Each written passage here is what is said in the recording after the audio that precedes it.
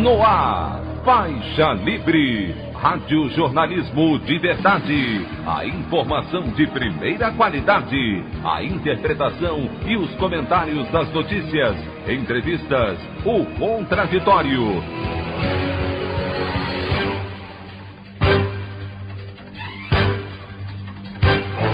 Tudo para aproximar você cada vez mais da realidade do Brasil e do mundo. Apresentação: Anderson Gomes. Procuradoria-Geral da República pede ao Supremo Tribunal Federal suspensão de medida provisória editada pelo presidente Jair Bolsonaro que dificulta combate às fake news no país. Ministro da Saúde, Marcelo Queiroga, minimiza a reclamação dos estados por falha na logística de distribuição de vacinas contra a Covid-19 pelo governo federal e diz que isso se dá por desrespeito ao Plano Nacional de Imunização. Bolsonaro baixa o tom em primeiro discurso após divulgação de carta com tentativa de pacificação com demais poderes. Essas e outras notícias da edição desta terça-feira, 14 de setembro do ano de 2021, do programa Faixa Livre.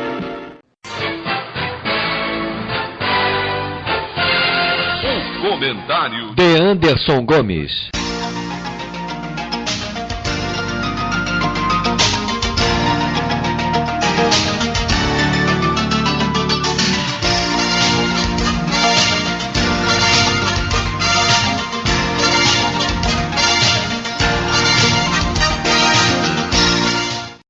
Bom dia, ouvintes.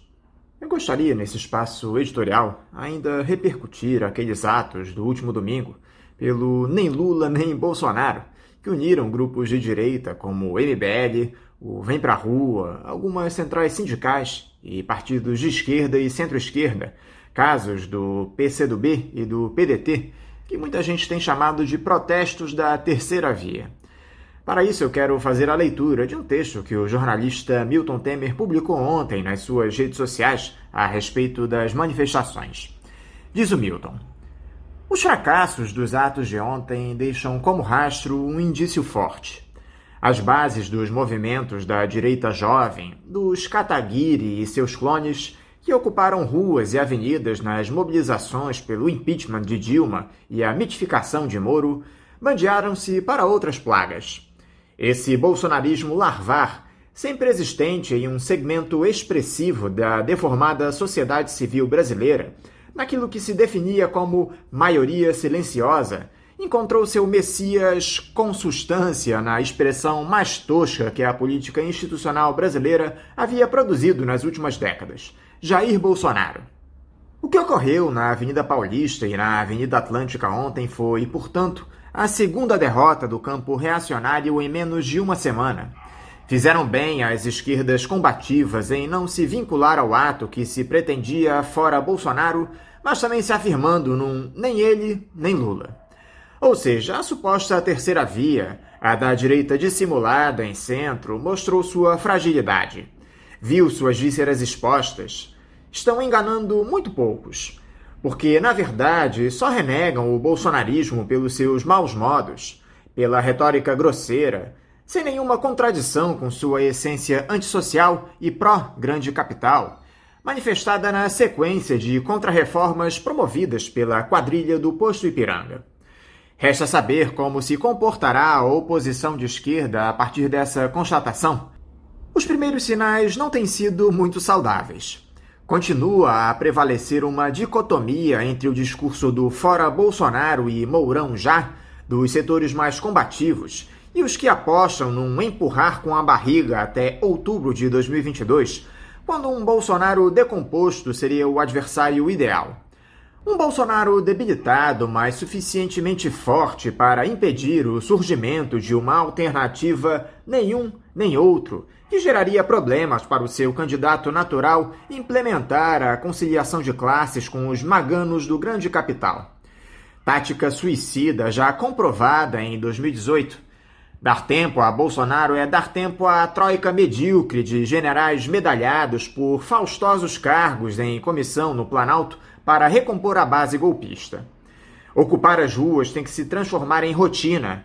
Como nas campanhas de Direta Já e Fora Collor, a omissão só resultará em motivo para que o presidente do covil parlamentar continue com seu rabo sufocando a imensa pilha de requerimentos para a instalação do processo de impeachment do miliciano-chefe. A opinião do Faixa Livre. Bandeirantes, 1360. Estamos apresentando Faixa Livre. Voltamos a apresentar Faixa Livre. Estamos de volta, ouvintes, com o início da edição de hoje do programa Faixa Livre, que tem na sua produção a jornalista Celeste Sintra, auxiliada pela também jornalista Natália Moraes, tendo no comando do áudio o Francisco. Meu bom dia a todos. E meu bom dia também a você, que pode aqui participar nos enviando mensagens eletrônicas para o endereço ouvinte@programafaixalivre.com.br ou ainda registrando suas participações diretamente nas nossas redes sociais. No Facebook, nossa página é o Programa Faixa Livre. No Twitter e no Instagram, para deixar o seu recado, basta seguir os perfis @PGM Faixa Livre. Lembrando que as participações por telefone estão inviabilizadas, pois durante o período da pandemia do novo coronavírus, nosso programa está sendo gravado no dia anterior à sua veiculação. Pedimos desculpas aos nossos ouvintes que costumam interagir conosco desta forma, mas foi a maneira encontrada pela equipe do Faixa Livre para mantê-los informados sobre o que acontece no país e no mundo com essa nossa visão crítica e, ao mesmo tempo, preservando a saúde dos profissionais que levam o programa ao ar. O Faixa Livre pode ser acompanhado também pelo nosso aplicativo para celulares com sistema operacional Android. O nome do aplicativo é Programa Faixa Livre. Os ouvintes também têm acesso à transmissão pelo nosso site, o www.programafaixalivre.com.br, ou pela página da Associação de Engenheiros da Petrobras, a AEPET, uma das nossas entidades patrocinadoras, no www.aepet.org.br. Para quem perdeu alguma das edições ou quer ouvir novamente o Faixa Livre, os áudios das entrevistas e editoriais estão disponíveis no nosso podcast, nos aplicativos Spotify, Deezer e Castbox. E dando início às nossas entrevistas, eu cumprimento o professor de Ciências Políticas do Instituto de Relações Internacionais e Defesa da Universidade Federal do Rio de Janeiro, a UFRJ, Carlos Eduardo Martins. Carlos Eduardo, bom dia. Bom dia, Anderson. Um abraço para ti e para os ouvintes do Faixa Livre. É um prazer participar mais uma vez desse programa. Carlos, muito obrigado por você mais uma vez estar aqui conosco no Faixa Livre. Carlos Eduardo, nós completamos aí uma semana daqueles atos do 7 de setembro, quando a turma bolsonarista ameaçou um golpe na nossa democracia, que, de acordo com o historiador Fernando Horta, só não se concretizou pela atuação do presidente do Supremo Tribunal Federal, Luiz Fux, na madrugada do Dia da Independência, depois daquela invasão de apoiadores de Jair Bolsonaro à esplanada dos ministérios com a anuência da PM de Brasília, também aquelas ofensas do chefe do Executivo ao ministro Alexandre de Moraes, dizendo que não acataria mais suas decisões. Desde então, os desdobramentos foram muitos, reações firmes de alguns atores, condescendência de outros e aquela polêmica nota do Palácio do Planalto com o ex-capitão dizendo que esticou demais a corda, assumindo que cometeu um erro no calor do momento dos atos, sob os conselhos de nada mais nada menos que Michel Temer, ex-vice decorativo e um dos artífices desse processo de golpismo estabelecido no país desde 2016. O que você conseguiu digerir de toda essa sequência de episódios desde o 7 de setembro, Carlos Eduardo? Como é que essas informações todas se correlacionam? Pois é, Anderson, eu acho que no Brasil nós estamos vivendo uma situação de empate catastrófico, onde nenhuma das três grandes forças que disputam a hegemonia política no Estado brasileiro tem condição de impô-la ao conjunto da sociedade, levando a um contexto de paralisia do processo decisório. Eu diria que nós temos três grandes forças. De um lado, nós temos as forças neofascistas, representadas por Jair Bolsonaro. Essas forças pretendem uma transição de regime para um Estado totalitário, pretende avançar na direção retrógrada do golpe de 2016, não se contentam apenas com o Estado semifascista ou semiliberal, querem um fascismo completo, pleno, seja por questões ideológicas, seja por questões de pretender criar uma nova burguesia vinculada a favores de Estado, favores pessoais de Estado, seja para impedir que os crimes de responsabilidade do governo Jair Bolsonaro sejam, em algum momento, efetivamente punidos. Esse grupo, entretanto, parece não ter força suficiente ainda para avançar nessa direção. O apoio que Jair Bolsonaro tem junto a frações das Forças Armadas, junto às frações das polícias militares e civis e junto aos grupos milicianos, somados ainda à massa reacionária mobilizada pelas igrejas neopentecostais e pela agenda conservadora, essa força reunida ainda não é suficiente para que Bolsonaro se sinta confiante a avançar nessa direção. Por isso ele ensaia, recua, o que não quer dizer que ele tenha desistido da agenda de construção de um Estado totalitário. Essa agenda está sendo ensaiada e já tem um discurso pronto para ela, para as eleições de 2022, que é o discurso de que as eleições foram fraudadas pela ausência do voto impresso. Essa é a música que Bolsonaro tem ensaiado sistematicamente junto à sua base. Contra essa iniciativa, nós temos a ação do establishment liberal. A ação do establishment liberal ela tem se efetivado, sobretudo, a partir do Supremo Tribunal Federal, tem se efetivado a partir da ação de grandes grupos empresariais na sociedade civil, como o Grupo Globo, o Grupo Itaú, mas essa ação não tem conseguido ganhar força no parlamento para estabelecer o impeachment de Jair Bolsonaro. E justamente não consegue força no parlamento para impor o impeachment de Jair Bolsonaro porque o grande capital, no seu conjunto, está dividido em relação a esse governo. Os setores menos internacionalizados do grande capital têm se inclinado a favor do governo Bolsonaro justamente por essa razão de pretender ascender na hierarquia burguesa através da troca de favores políticos com esse governo. Uma expressão disso, por exemplo, é o grupo Silvio Santos, claramente preferido por Jair Bolsonaro em relação ao Grupo Globo. O Grupo Globo que ele ameaça, inclusive, com a possibilidade de não renovar a concessão para funcionar como uma rede de TV aberta, respaldada pelo Estado, por uma concessão garantida pelo Estado.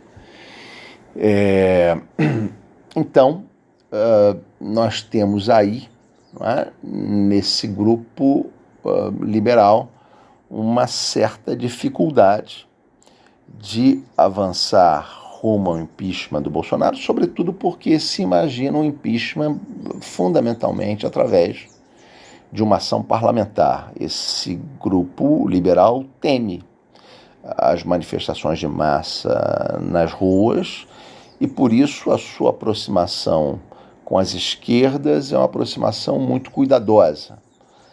Esse grupo atuou para que se fizesse a revisão da cassação dos direitos políticos de Luiz Inácio Lula da Silva, porque eles sabem que não tem, para as eleições de 2022, nenhuma candidatura capaz de rivalizar com o populismo de ultradireita de Bolsonaro. Os resultados eleitorais alcançados pelos candidatos neoliberais nas eleições de 2018 foram absolutamente inexpressivos.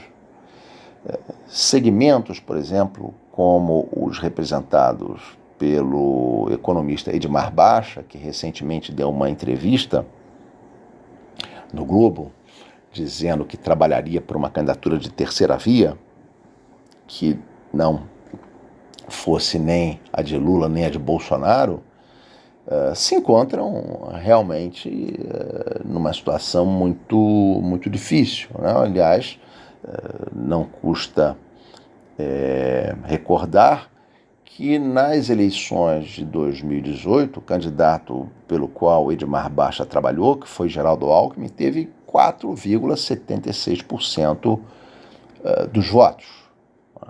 Então, o grande capital se aproxima com muito cuidado do PT e de Lula. O mainstream do grande capital se aproxima com muito cuidado, buscando, na verdade, com que Lula aceite a agenda econômica do golpe de 2016, para que se evite qualquer tipo de política de desenvolvimento, política de substituição de importação, política industrial, que, aliás, o próprio Edmar Baixa colocou como grande adversários do que ele entende deve ser o Estado brasileiro.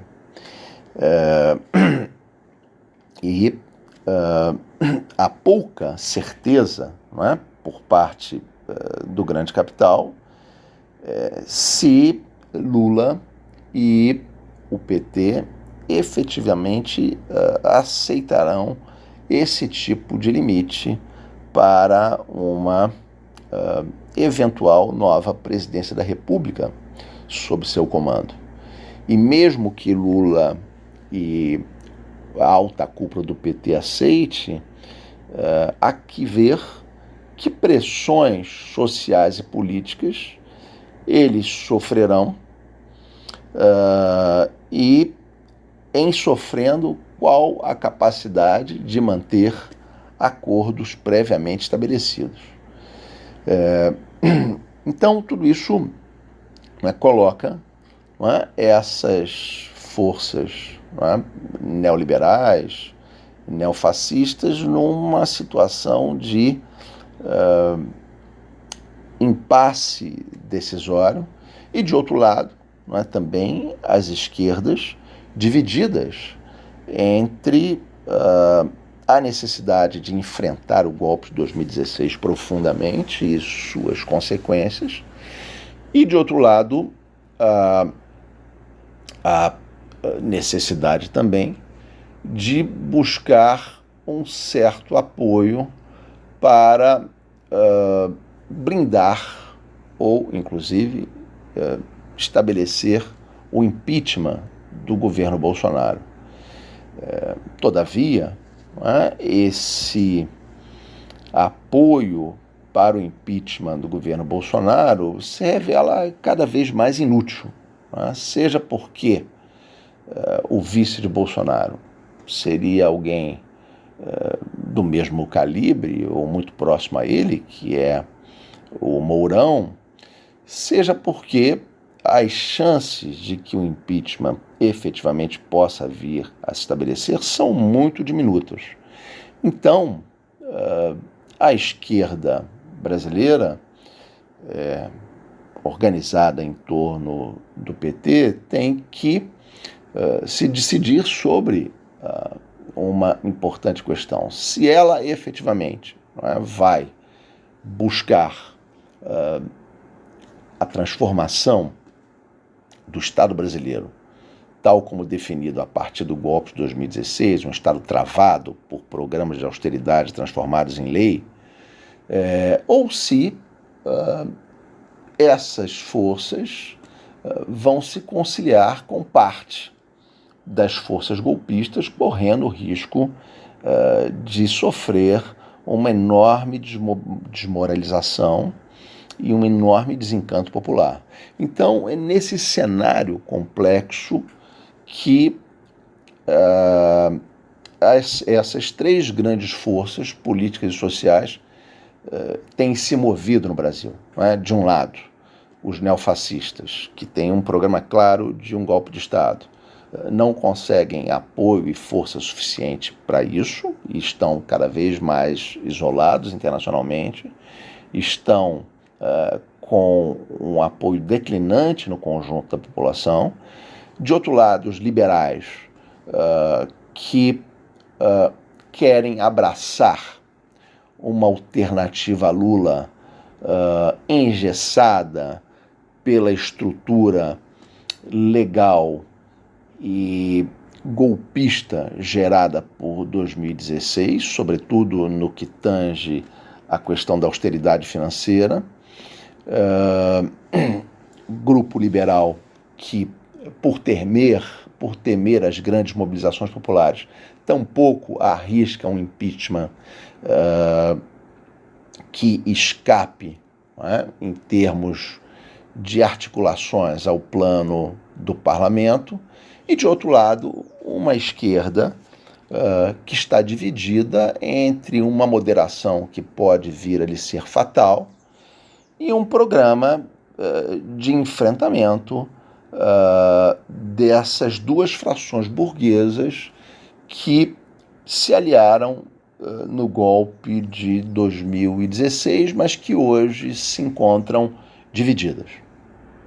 Como eu disse anteriormente, Carlos Eduardo, o historiador Fernando Horta detalhou em um artigo os bastidores do 7 de setembro, destacando, a grosso modo, a atuação do ministro do Supremo Tribunal Federal, Luiz Fux, na interlocução com o comando da PM de Brasília, que não conteve a invasão dos bolsonaristas à área dos três poderes isolada em Brasília na noite anterior e com a cúpula das Forças Armadas, ameaçando invocar a GLO, que é a Operação de Garantia da Lei e da Ordem, onde o Exército seria obrigado a atuar para conter o intento golpista.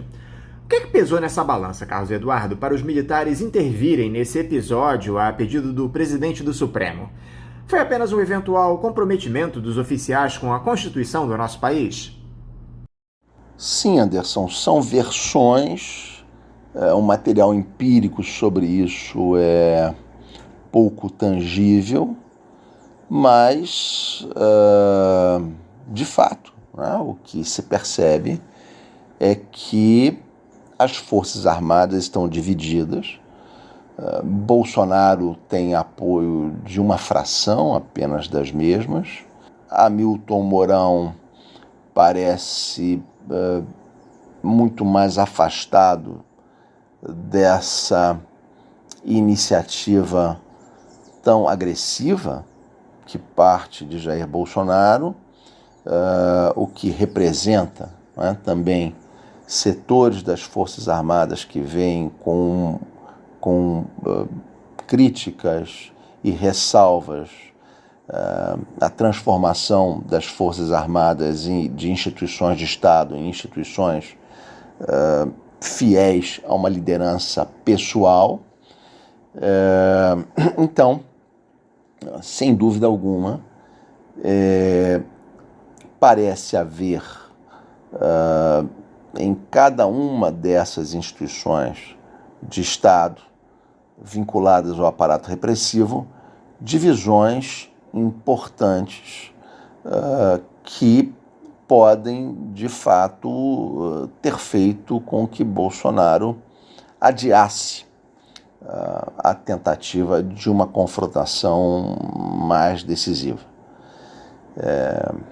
Mas, como eu mencionei, um dos limites dos liberais é a de atuarem meramente como goleiros, de um atacante que toda hora chuta a bola para o gol, que é Jair Bolsonaro. Né? Então se defende 1, 2, 3, 4, mas uma hora a bola pode passar. Né? Então nós estamos diante de uma situação de impasse, de empate catastrófico, né? Que determina esse impasse e que coloca o que resta da democracia em uma situação de grande risco. Né? É importante nós esclarecermos que a democracia brasileira encontra-se profundamente violada pelo golpe de 2016. Né? Nós temos uma lei, que é a Emenda Constitucional 95, que criminalizou as políticas sociais nesse país, né? Impedindo o pleno exercício da soberania popular. O Jair Bolsonaro, Carlos, disse que teve como uma das suas intenções acalmar o mercado com aquela espécie de pedido de desculpas, o que acabou de fato ocorrendo. Ele também entrou em contato com o ministro do Supremo, Alexandre de Moraes, para um diálogo protocolar, de acordo com interlocutores. Quem também deve ter ficado feliz da vida com essa sinalização do ex-capitão foi o presidente da Câmara, Arthur Lira, que mais uma vez havia passado panos quentes nas ameaças do Bolsonaro, bem como o procurador-geral da República, Augusto Aras. Só que a base bolsonarista rachou, Carlos Eduardo. Muitos dos apoiadores do ex-capitão ficaram decepcionados com mais esse recuo estratégico dele. Como é que você acha que fica o governo a partir de agora, Carlos Eduardo? Muito provavelmente com menos apoio popular, mas se equilibrando nas garantias políticas que o Centrão oferece. Anderson, infelizmente a base rachou, mas se recompôs rapidamente. Pesquisas indicam que Bolsonaro teria perdido apenas 3% dos seus apoiadores, por conta das demonstrações de fraqueza ou por conta das demonstrações de disposição para o confronto muito abaixo da que os setores mais radicais da sua base exigem. Esse bloco se recompõe porque esses setores mais radicais da base de Bolsonaro também não têm nenhuma alternativa a ele, né, em termos de um projeto neofascista. Então, esses setores parecem dispostos a perdoar todo o ritual de humilhação que Bolsonaro teve que se impor para conciliar-se com as forças do establishment liberal que, em certa medida, ameaçaram com o avanço de um processo de impeachment. O ritual de humilhação não foi pequeno. Né? Bolsonaro teve que chamar um presidente da República que saiu do seu mandato com cerca de 3 ou 4% de popularidade e se subordinar às ações desse ex-presidente, a ponto de praticamente assinar uma carta já preparada por Michel Temer, que representava um pedido de desculpas de Bolsonaro ao Alexandre de Moraes, especificamente, aos membros do STF e aos demais poderes da República. Então, é uma rachadura pequena, apesar da humilhação ter sido grande. É uma rachadura pequena porque esses setores não têm nenhuma outra alternativa para atender aos seus ímpetos de ódio que não seja a alternativa mítica, né, de Jair Bolsonaro. Então pouco importa o que ele é, o que importa mesmo é a versão que dele se faz. E o Judiciário, Carlos Eduardo, vai recuar diante do aceno do presidente da República? Ainda que os ministros do Supremo tenham garantido que não vão mudar de postura em relação às investigações que envolvem o Jair Bolsonaro, esse meia-culpa que o ex-capitão fez tende a esfriar as apurações? Acho que a posição do Supremo vai ser uma posição defensiva e vigilante em relação a Jair Bolsonaro e seus projetos neofascistas, mas dificilmente será uma posição ofensiva para desarticulá-los. Acredito que o Supremo atue no sentido de buscar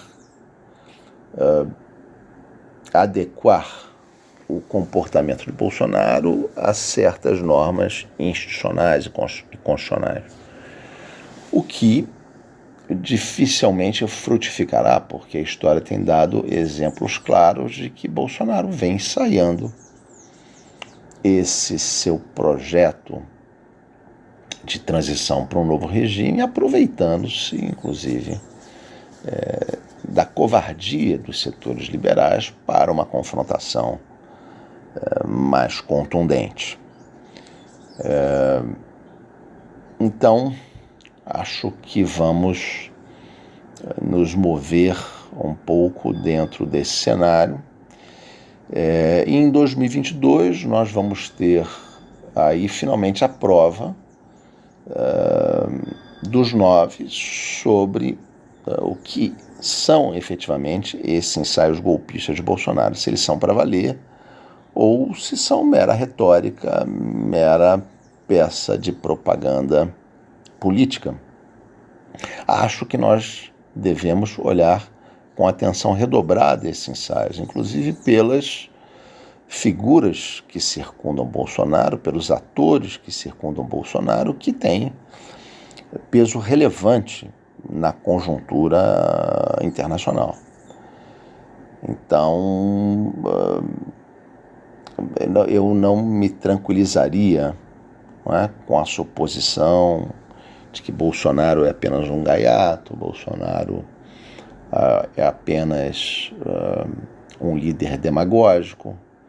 Acho que há por trás desses ensaios efetivamente uma intenção real de transformar a realidade brasileira. Agora, o Michel Temer é uma peça que, apesar de não ser nova nesse tabuleiro, entra no jogo de maneira mais efetiva após redigir a tal nota para o Jair Bolsonaro, evidenciando mais do que nunca a manutenção dessa turma da Faria Lima no comando do país. A partir desse movimento, Carlos Eduardo, você acha que o ex-presidente pode se colocar como alternativa àquela turma que defende a terceira via para as eleições do ano que vem? Talvez não como candidato, mas como conselheiro desse pessoal? Eu não vejo nenhuma chance para a terceira via no Brasil. E os atos no Brasil ontem revelam claramente o baixo nível de legitimidade que esses grupos têm. O neoliberalismo no Brasil ruiu enquanto proposta política e ele só sobrevive no momento no Brasil associado a lideranças populistas de extrema-direita, como é o caso de Bolsonaro, ou vinculado a lideranças populistas de esquerda, se elas quiserem repetir a conciliação com esse tipo de políticas. Mais liberais puros, autênticos, dificilmente encontrarão espaço político no Brasil. Muito menos ainda Michel Temer, que é uma figura que foi execrada no imaginário popular pelo povo brasileiro. O que é que você achou desses atos esvaziados do último final de semana, Carlos Eduardo, organizados por aqueles grupos de direita como o MBL e o Vem Pra Rua, que patrocinaram o golpe de 2016, mas que acabaram ganhando a adesão de alguns partidos, como o PDT, o PCdoB, algumas centrais sindicais, que eu apelidei de atos da terceira via? Qual foi a importância dessa manifestação e o que esse fracasso dela representou na sua opinião, Carlos Eduardo? Acho que o fracasso dessa manifestação, que incluiu o PCdoB, que incluiu o PDT, que incluiu a liderança de Ciro Gomes, acho que o fracasso dessa manifestação indica claramente que o povo brasileiro não vê com bons olhos a aliança com a direita e com um programa de austeridade. Como eu mencionei antes, um programa de austeridade só foi aceito pela população brasileira durante algum tempo no governo Jair Bolsonaro, porque não foi esse programa que deu a chave e o eixo da candidatura de Jair Bolsonaro. Pelo contrário, o que embalou Jair Bolsonaro foi o ódio. Foi o ódio e a manipulação midiática do ódio contra a desigualdade, contra a exclusão, a manipulação midiática desse ódio para transformar a esquerda no seu grande alvo. Então, o que nós temos no Brasil hoje é um desmonte dessa retórica do golpe de 2016, que teve em Bolsonaro o seu principal beneficiário. E, de outro lado, temos a continuidade do imenso descrédito que os neoliberais têm junto à população brasileira. Basta ver o que aconteceu com o PSDB e com o Democratas a partir do final do governo Fernando Henrique Cardoso. A queda do percentual eleitoral desses partidos é imensa. É imensa. Queda regional e queda também para as eleições presidenciais e para o parlamento.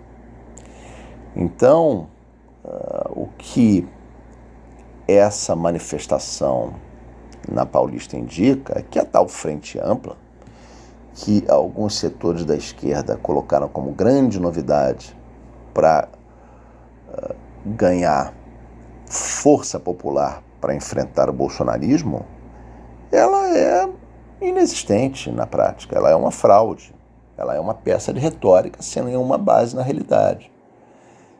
O que nós precisamos efetivamente é mobilizar a população brasileira que não está mobilizada, e para isso nós temos que apresentar um programa que atenda efetivamente aos seus interesses. Para isso nós temos que desenvolver um trabalho de formação e desenvolvimento de uma consciência política popular para que esses setores tenham clareza sobre quais são efetivamente os seus interesses e as suas reais necessidades. Eu queria que você comentasse também, Carlos Eduardo, por favor, um episódio lamentável de suposto racismo que teria se dado lá na UFRJ, em uma banca de concurso, onde um professor negro da universidade teria sido retirado para que uma banca externa assumisse inteiramente os trabalhos, passando por cima das resoluções do Conselho Universitário. Você se posicionou de maneira contundente denunciando esse caso. Explica aqui pra gente essa história, por favor, Carlos Eduardo. Quem é esse professor? Que banca foi essa? Como é que se deu todo esse caso? Anderson, o racismo estrutural é uma dimensão estratégica e profunda da sociedade brasileira, e ele está vinculado à superexploração dos trabalhadores brasileiros imposta pela nossa burguesia ao nosso povo, e devemos combatê-lo sem trégua, porque ele impede o acesso de parte significativa da nossa população a espaços decisórios, a espaços de fabricação da cultura, do pensamento científico e da definição dos termos dos processos de educação. No caso específico do Departamento de Ciência Política do IFIX, eu vou meter aos fatos dos quais eu tomei conhecimento na imprensa e a partir de alguns colegas, porque eu já não integro os quadros desse departamento há algum tempo. E os fatos são os seguintes, que uma banca de concurso irregular foi montada, uma banca que não trazia membros internos, uma banca que foi montada contra a pretensão de um candidato a ela da casa participar, candidato a ela que é um professor negro, e durante as discussões, argumentos de caráter pessoal e de desabonamento da luta antirracista foram utilizados. A congregação do IFIX desmontou essa banca e abriu um processo de sindicância para apurar os detalhes e as responsabilidades, e esperamos, né, que as devidas providências sejam tomadas. Para terminar, Carlos Eduardo, eu gostaria que você falasse sobre esse lançamento de mais uma revista vinculada ao IRID aí na UFRJ. Se trata da Reoriente, que vai falar de estudos sobre marxismo, dependência e sistemas mundo, sediada no laboratório que você coordena aí na universidade, não é isso? Fala aqui pra gente um pouquinho, por favor, Carlos Eduardo, sobre mais essa publicação importante, mais um veículo de difusão de conteúdo de qualidade que vocês lá do IRID coordenam.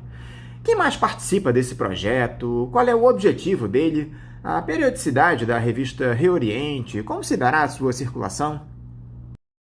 Anderson, a revista Reoriente, ela busca articular vertentes do pensamento crítico mundial latino-americano que nós consideramos estratégicas para se pensar a transição da conjuntura mundial que nós estamos vivendo.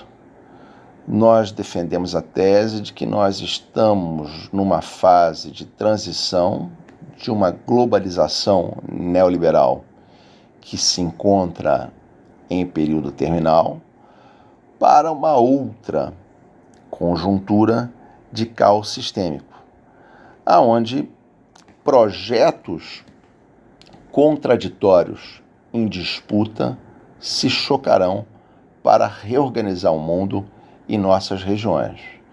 Os períodos de caos sistêmico são períodos de imensas incertezas, aonde tanto contra-revoluções brutais podem se estabelecer, como períodos de transformação progressista e emancipatórios podem se dar e avançar.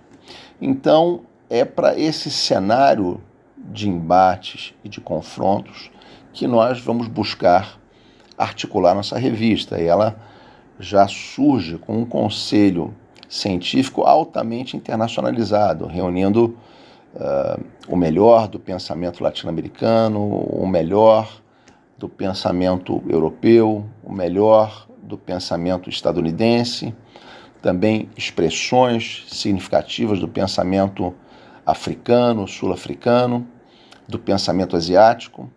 Então, é nessa direção que nós vamos caminhar e nós vamos acolher, não é?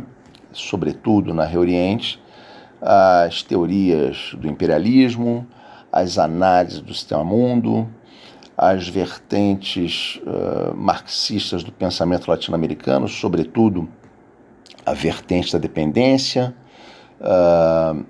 mas também o pensamento sobre a decolonialidade, as vertentes críticas sobre a questão do desenvolvimento, o pensamento ecossocialista.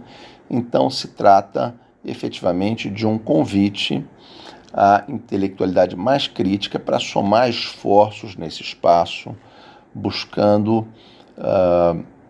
articular e desenvolver ali um pensamento crítico que possa estimular as ações dos movimentos sociais e dos partidos políticos progressistas ou revolucionários nas direções que nossos povos tanto anseiam. Carlos Eduardo Martins, mais uma vez, muito obrigado por você conversar aqui conosco no Faixa Livre. Eu quero te desejar um ótimo dia de trabalho e deixar aqui meu forte abraço. Anderson, mais uma vez foi um enorme prazer estar aqui no Faixa Livre e poder dividir com os nossos participantes algumas reflexões sobre o Brasil e sobre o mundo. Um forte abraço. Conversamos aqui com o professor de Ciências Políticas do Instituto de Relações Internacionais e Defesa, o IRID, da Universidade Federal do Rio de Janeiro, a UFRJ, Carlos Eduardo Martins. Vamos agora ao nosso primeiro intervalo. Voltaremos já já.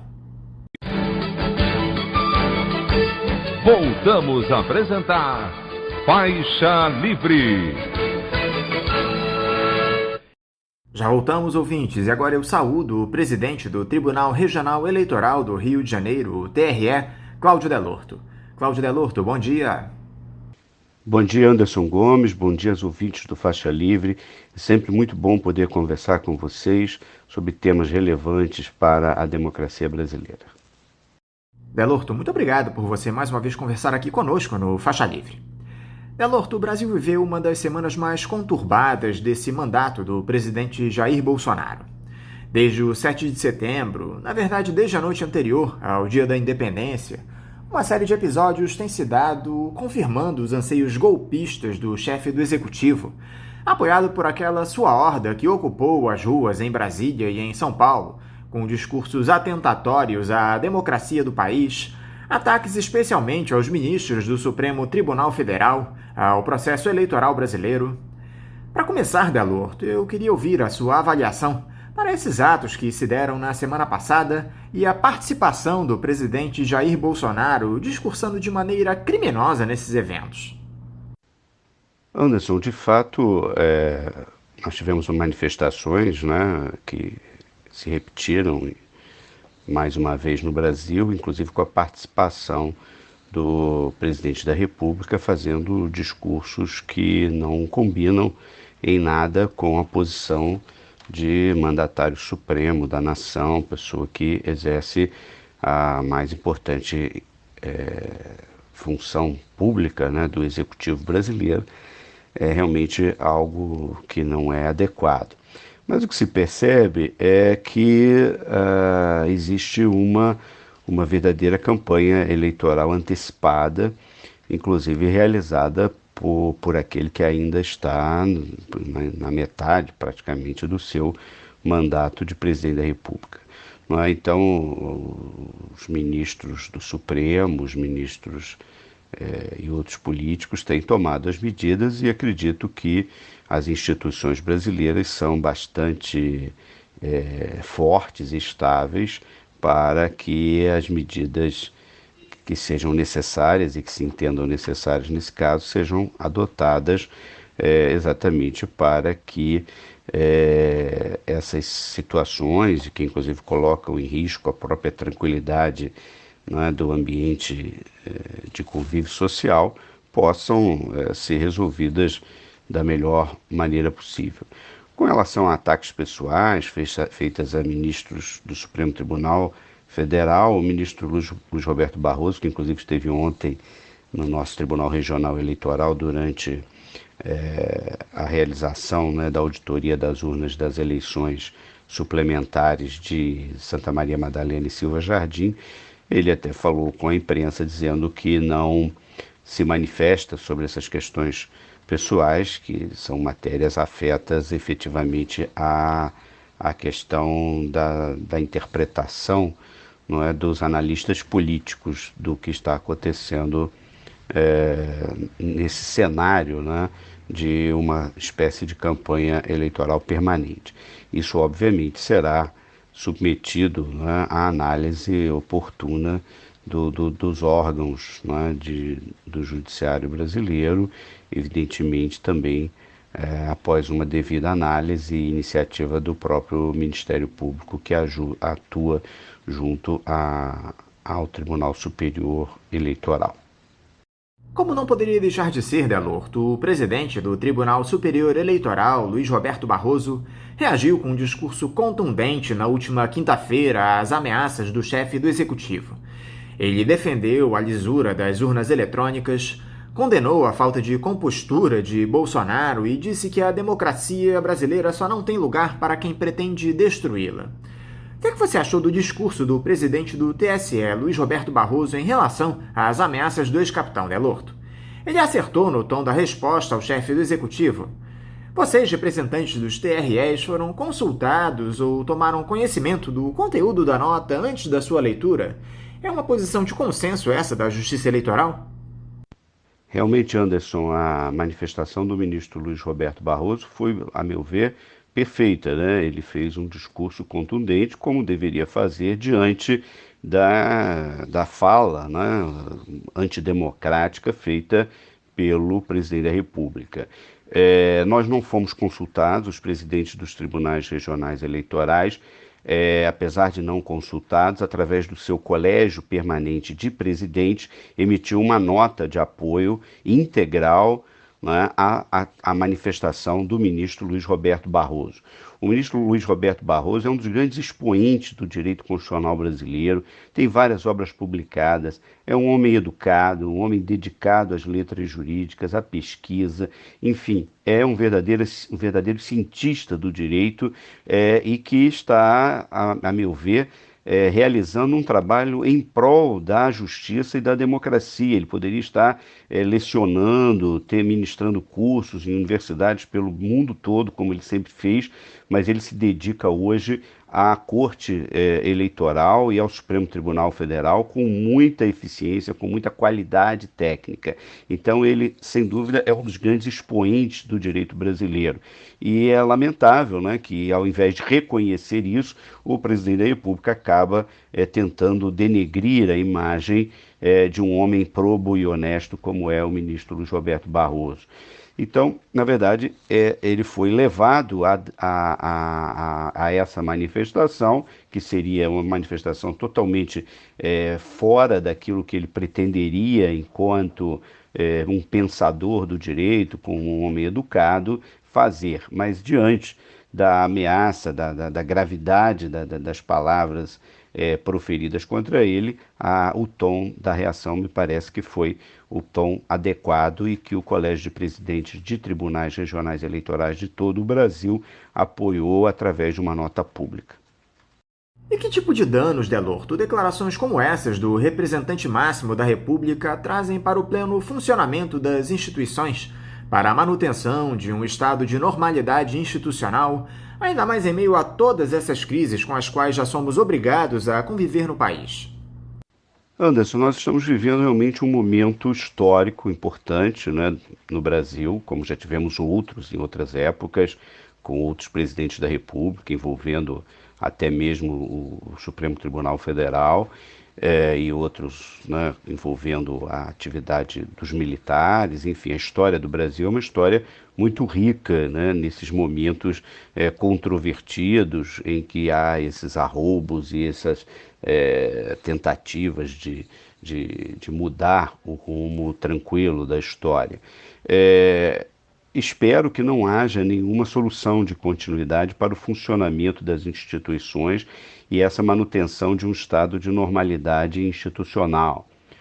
Acredito muito que as instituições brasileiras estão muito fortalecidas, são formadas por pessoas muito dedicadas às atividades. Eu diria, por exemplo, na Justiça Eleitoral brasileira, nós tivemos ao longo desses anos a formação de um quadro de servidores, não estou dizendo de ministros ou de juízes, estou falando realmente da equipe que faz funcionar a Justiça Eleitoral, que são os seus funcionários, todos basicamente concursados, pessoas preparadas, que estudam, que são dedicadas ao direito eleitoral. Enfim, é um quadro técnico, um quadro profissional muito, muito qualificado.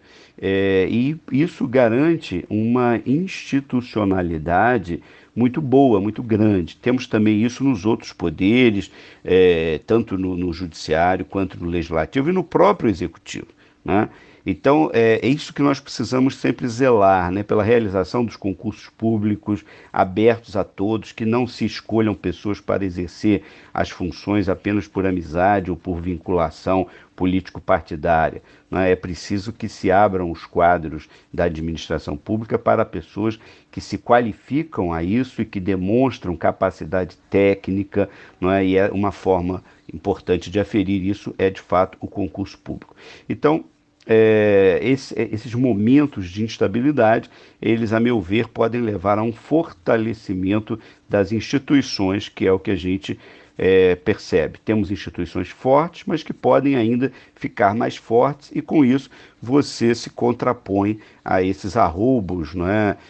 De detentores eventuais, porque o mandato é transitório e as pessoas que ocupam as funções que alcançaram por concurso público estão lá garantidas por uma estabilidade, né? E essa estabilidade, a meu ver, ela é muito importante para essa normalidade institucional, Anderson. A grande questão, Delorto, é que o presidente Jair Bolsonaro já vem há tempos atuando para enfraquecer o nosso parco sistema democrático. Essa estratégia de minar as instituições vem desde o início do mandato do ex-capitão.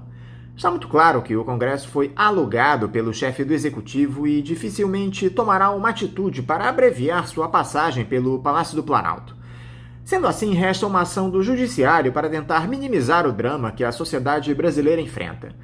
Me parece que a maneira mais eficiente para que isso se dê é o julgamento daquele processo que se encontra no TSE, que trata do financiamento ilegal da chapa Bolsonaro-Mourão na campanha para as eleições de 2018. Não é hora, Delorto, de os ministros do tribunal colocarem esse tema em discussão o mais rápido possível, até mesmo para darem uma satisfação à população que cobra a apreciação desse inquérito?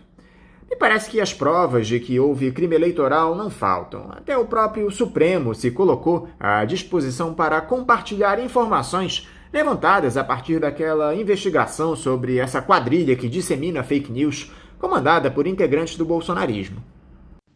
De fato, Anderson, as atitudes adotadas e as medidas que acabam sendo feitas, não é, são um demonstrativo de que há uma tentativa, como nós já tivemos em vários momentos na história brasileira, de enfraquecer ou de criar algum embaraço ao sistema democrático e, evidentemente, numa leitura que poderia ser uma leitura muito personalista da atividade política de representação da sociedade brasileira.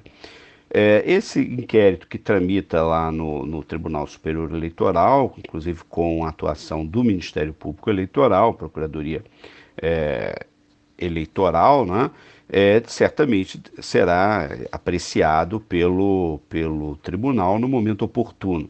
Eu não tenho detalhes sobre a tramitação, não sei em que fase que está aí a efetiva tramitação dessa questão, mas obviamente existem várias acusações que serão evidentemente apreciadas pelo tribunal no momento oportuno. Me parece que às vezes a demora no julgamento de alguns casos, ele decorre exatamente dessas dificuldades, às vezes técnicas, não é? Dentro do direito existem, realmente isso é uma coisa que nós precisamos sempre estar atentos, né? O processo não, tem que ser mais rápido, né? Mais eficiente, mais efetivo, para que você tenha uma resposta que não seja fora do tempo certo, ou seja, as coisas acontecem e a resposta do direito também, da justiça, né, tem que ser uma resposta bastante mais eficiente, mais rápida, né? Mas eu acredito que o próprio tribunal esteja debruçado sobre isso para que você tenha uma eleição que não se contamine, não é, com essa manipulação de informações, com essas informações distorcidas, que podem criar realmente uma dificuldade, não é, para o eleitor ter certeza sobre de que maneira ele está interpretando, tendo os fatos interpretados, né, na sua realidade, porque tudo é uma questão de interpretação de fatos, né, Anderson? lamentavelmente, essa manipulação de informações que sempre se fez de maneiras variadas, hoje ganha uma dimensão muito grande com a utilização desses meios eletrônicos, né, para a divulgação dessas chamadas fake news. Há uma leitura a respeito desses atos do 7 de setembro, Delorto, de que o presidente Jair Bolsonaro já faz campanha eleitoral antecipada, visando o pleito do ano que vem. Esse tipo de atitude é passível de enquadramento pela Justiça Eleitoral? A que tipo de sanção o chefe do Executivo estaria sujeito? Vale lembrar que ele se utilizou de todo o aparato do Estado brasileiro para benefício próprio, ou seja, pelo visto ele cometeu mais de um crime nesse episódio. O TSE tem de agir de alguma forma na sua avaliação, Delorto?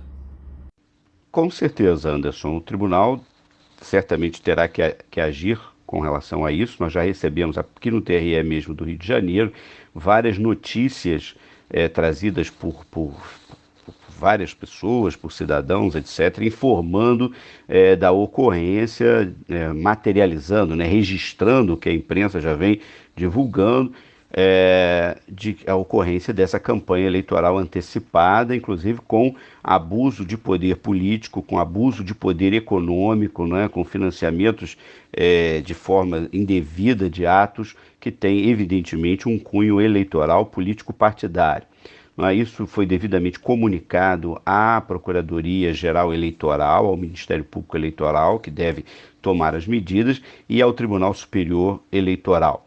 Então, tudo isso, inclusive a possibilidade de postulação de ações populares, em razão do gasto indevido de recursos públicos, tudo isso certamente forma um arcabouço de imputações graves que devem ser apreciadas, em primeiro lugar, pelo Ministério Público, que é o dono da ação penal, que é o dono das ações de investigação nessas hipóteses, e certamente depois pelo Tribunal Superior Eleitoral, porque estamos tratando aqui de uma propaganda ou de uma antecipação da campanha eleitoral de forma indevida para o cargo de presidente da República, portanto, da competência do Tribunal Superior Eleitoral.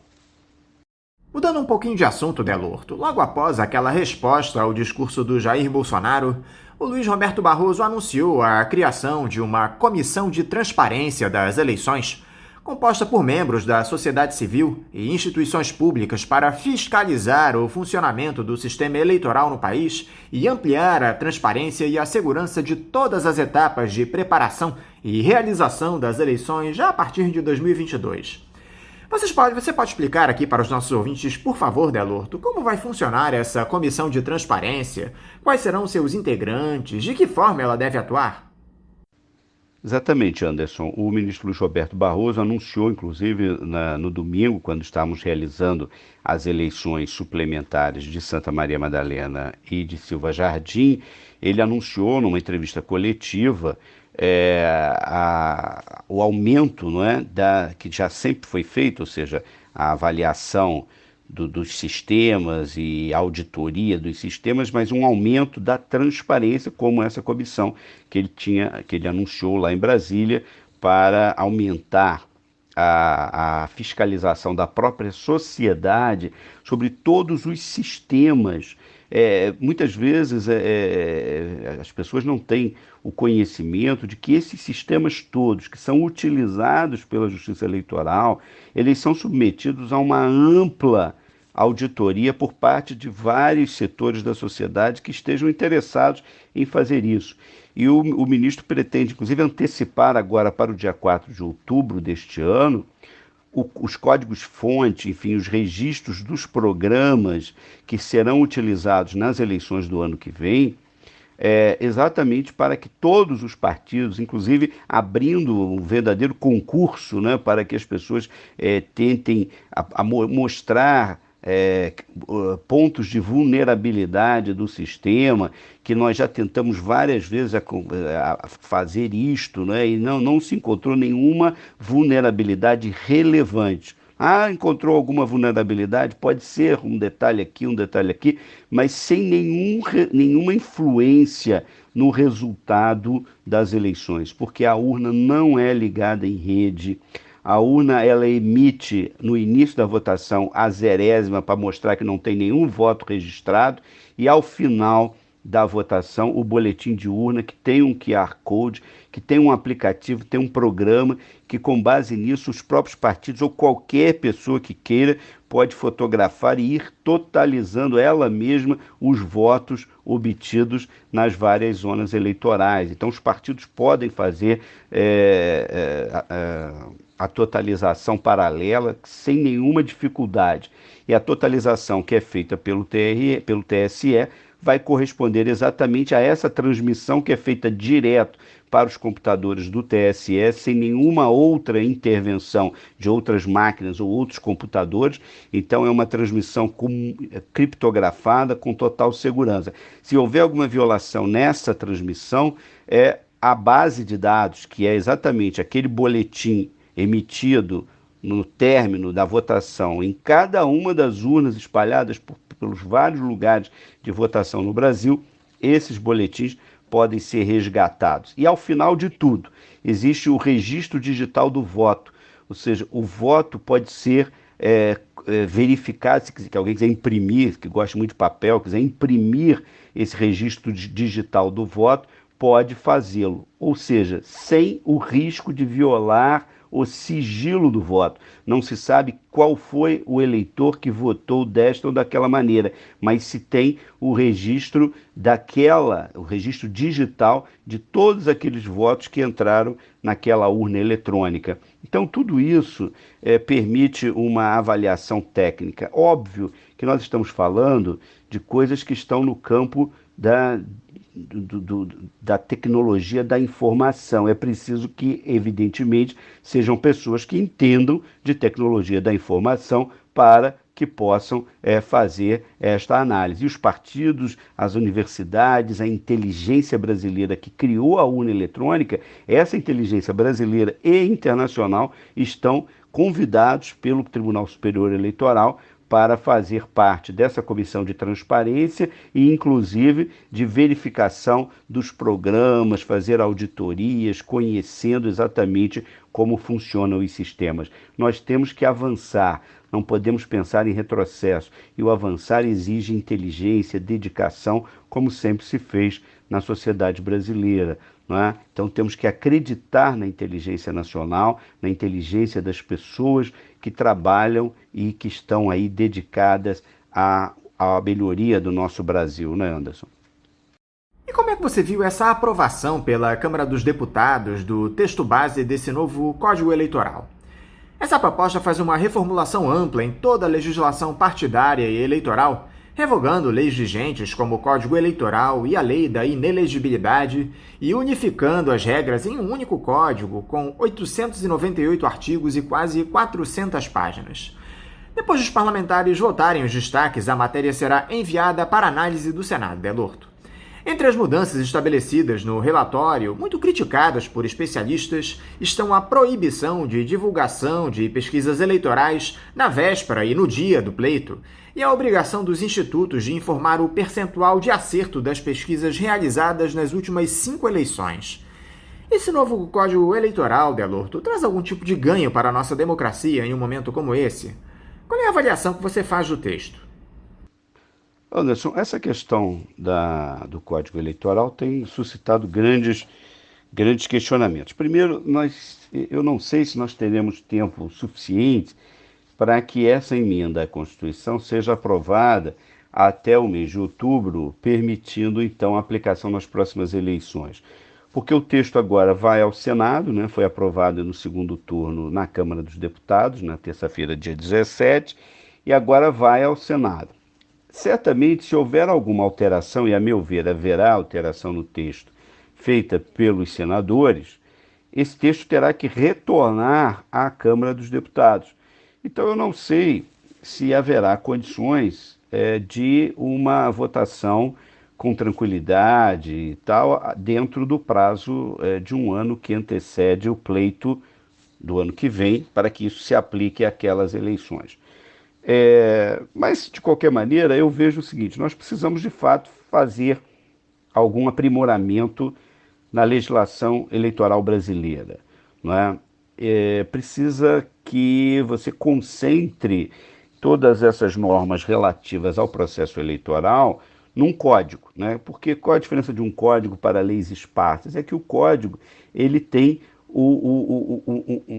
uma conectividade entre os vários dispositivos que formam um corpo harmônico, né? Com as regras estando devidamente, evitando conflitos, né? Entre textos normativos, que é uma coisa que atrapalha muito, muitas vezes, o julgamento, não é? E atrasa, muitas vezes, o julgamento de algumas questões, porque abre espaço, né? Quando você tem contradições no texto normativo, ou contradições entre textos normativos, você abre espaços interpretativos, né? Várias interpretações variadas, que geram um debate muito grande, né? Todo mundo faz discurso, todo mundo discute e interpreta de várias maneiras, dando prevalência a uma ou outra norma, conforme os seus interesses.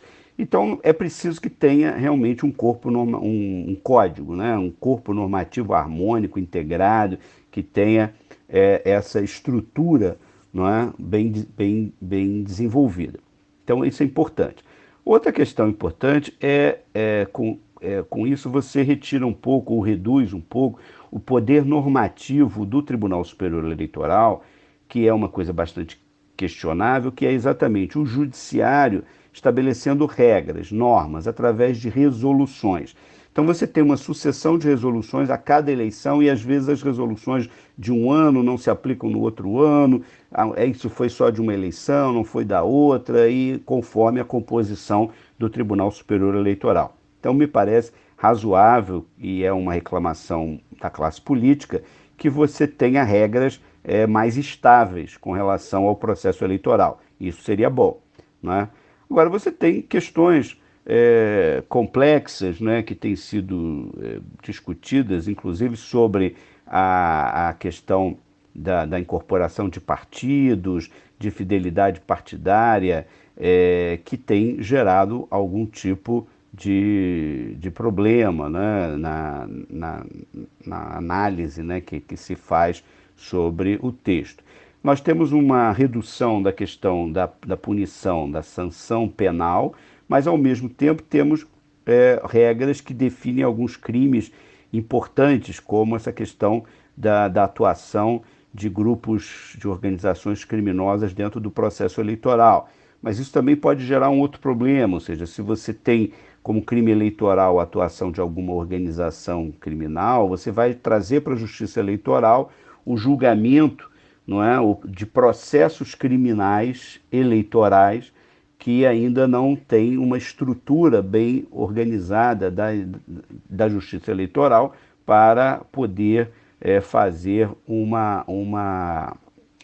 julgamento rápido dessas questões.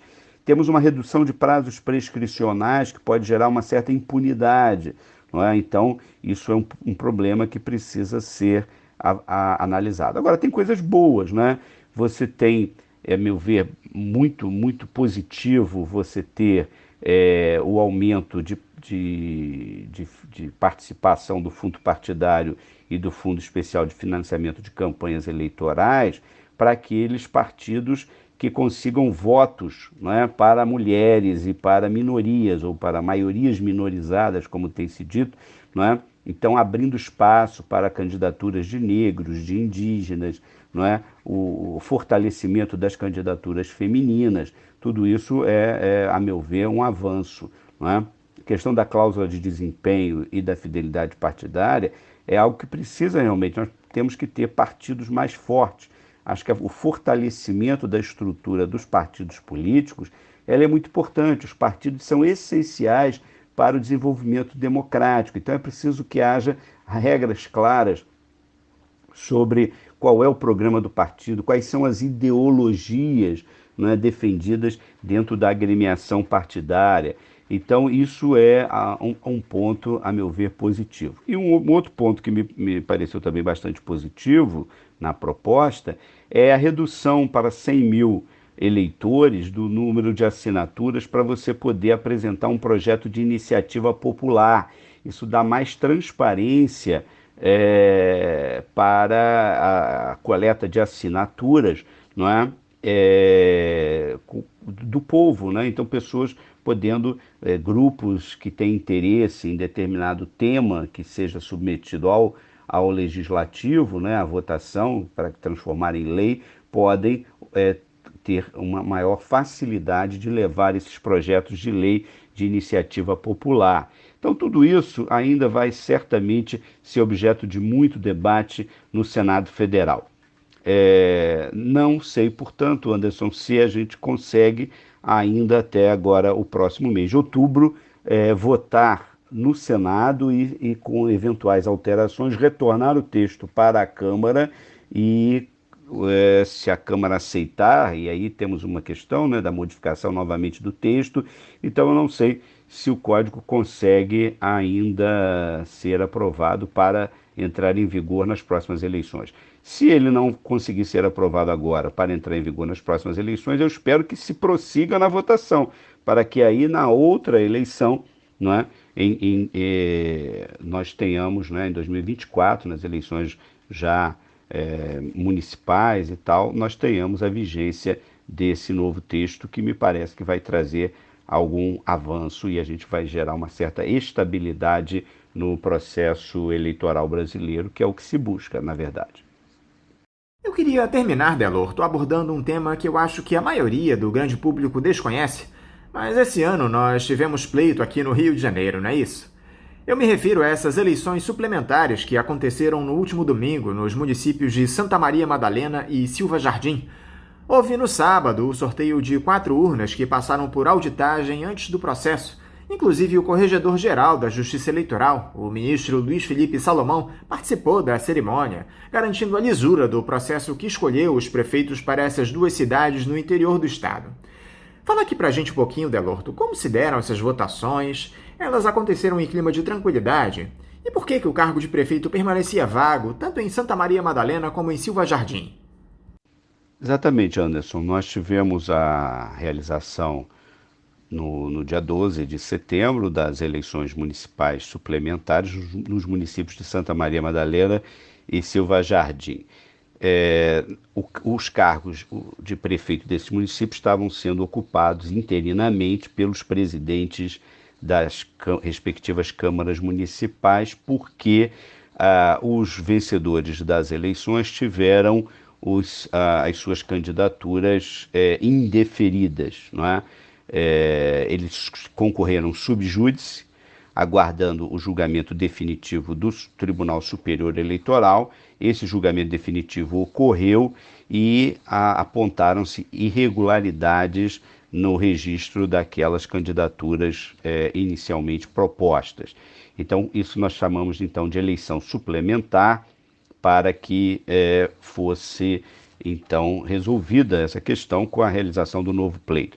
Esses pleitos foram realizados no dia 12, o resultado foi extremamente rápido, porque são municípios com poucos eleitores, então às 18h30 de ontem nós já tínhamos o conhecimento dos novos prefeitos de Silva Jardim e de Santa Maria Madalena, um processo eleitoral absolutamente transparente.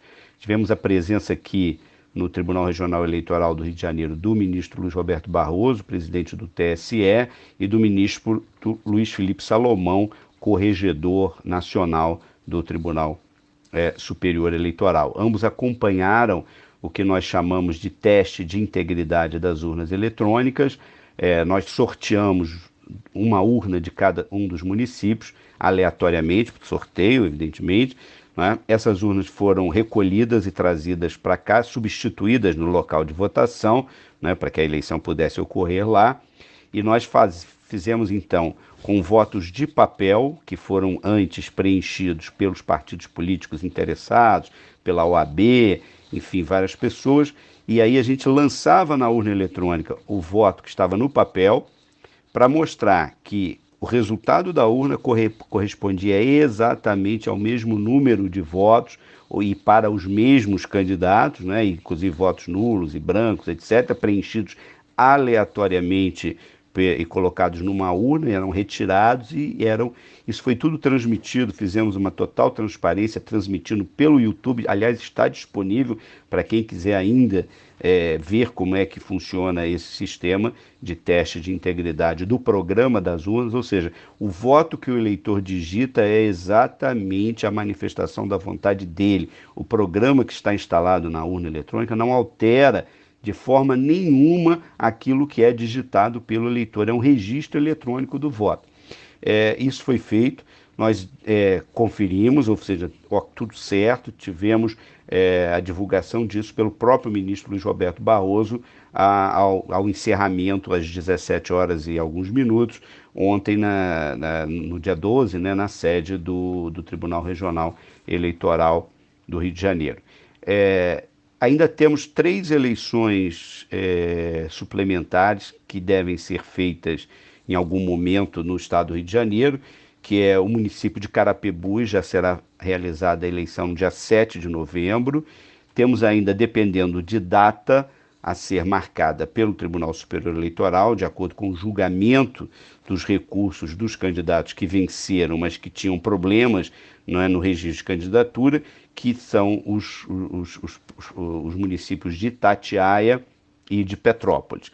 Petrópolis é uma eleição grande, inclusive uma eleição de 2 turnos, não é, que será também um momento importante para se analisar, né, o funcionamento de todo esse sistema. Uma das questões que se coloca é talvez por que os partidos indicam nas suas convenções pessoas que estão com algum tipo de problema no registro de candidatura. Essa é uma coisa que tem que ser objeto, talvez, de análise pelo próprio legislador, de gerar algum tipo de responsabilidade para os partidos políticos que dão causa a essa anulação da eleição. Porque os partidos sabem que os eventuais candidatos que estão sendo indicados nas convenções partidárias já apresentam algum tipo de problema e oferecem esses candidatos à Justiça Eleitoral e, obviamente, entram com recursos quando a Justiça Eleitoral indefere o registro de candidatura. E, muitas vezes, não há tempo suficiente para julgar esses recursos e aí o candidato vai com o seu nome para a urna, sub júdice, e muitas vezes, como aconteceu em vários locais, como esses que já me referi, esse candidato vem a ser vencedor do pleito.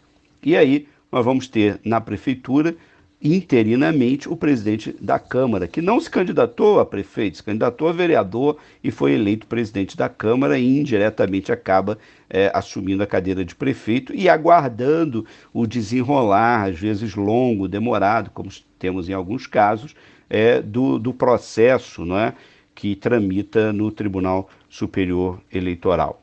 Então, tudo isso é muito importante, Anderson, para a gente entender por que esses cargos permaneceram vagos, ou, na verdade, ocupados interinamente pelos presidentes da Câmara, porque, obviamente, alguém terá que exercer a função de prefeito ali, enquanto se resolve, não é, se a eleição foi válida ou não e se teremos ou não uma eleição suplementar.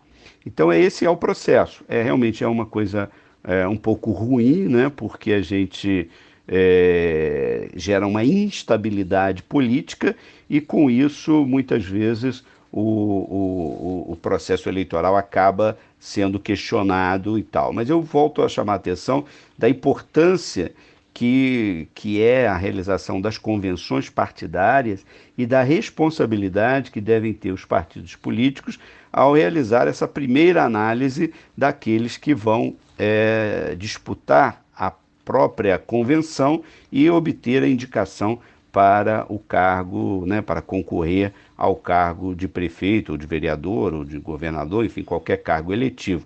Essas pessoas, muitas vezes, já se sabe que vão ter problemas mais adiante na análise dos documentos, né, necessários ao registro das candidaturas. Então, por que não submeter à convenção partidária pessoas que não tenham esse tipo de problema? E aí é uma questão que eu devolvo para os partidos políticos, né, Anderson, para que os partidos possam ter talvez uma maior tranquilidade na análise disso e talvez ter esse é um problema, né, ter um pouco mais de responsabilidade na escolha dos seus candidatos, né? Mas tivemos eleições suplementares muito tranquilas no dia 12 de setembro, com resultados rápidos. Os ministros do TSE acompanharam todo o processo, a imprensa acompanhou todo o processo com total transparência e graças a Deus, o clima foi de total tranquilidade nas duas cidades,